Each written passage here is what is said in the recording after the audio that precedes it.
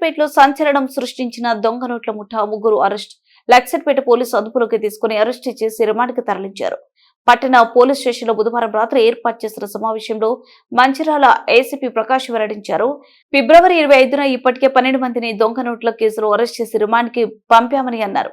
పరారులో ఉన్న ముగ్గురిని అరెస్ట్ చేసి రిమాండ్కు తరలిస్తున్నామని అన్నారు. ఈ ముఠాని పట్టుకున్న సిఐ రమణమూర్తి, ఎస్ఐ గోపతి, సురేష్ సిబ్బందిని అభినందించారు.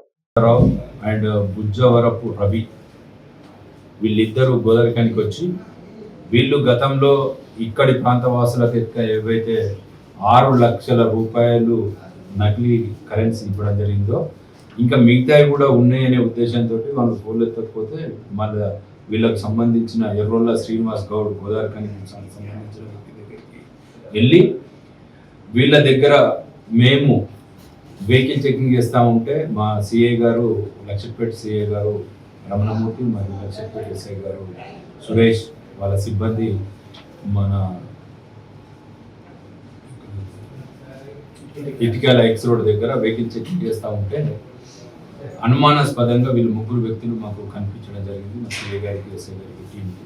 వాళ్ళని విచారించగా వాళ్ళు గతంలో మేము 6 లక్షల రూపాయలు నకిలీ కరెన్సీ ఇవ్వడం జరిగింది. ఎక్కువ అంటే దొంగ నోట్లు ఈ నకిలీ కరెన్సీ ఇచ్చి అసలు కరెన్సీ సంపాదించి అతి తక్కువ టైంలో ఎక్కువ డబ్బులు సంపాదించే ఉద్దేశంతో ఇవ్వడం జరిగింది. దాంట్లో భాగంగానే ఇంకా కొన్ని కూడా ఉన్నాయి అని అవి ఇవ్వడానికి ఇవాళ వస్తుంటే మా వాళ్ళు చాకచక్యంగా వ్యవహరించి వాళ్ళని పట్టుకోవడం జరిగింది. పంచుల సమక్షంలో విచారిస్తే ఇవన్నీ చెప్పడం జరిగింది. వాళ్ళ దగ్గర నుంచి దాదాపుగా 1,61,000 నకిలీ కరెన్సీని మేము రికవరీ చేయడం జరిగింది.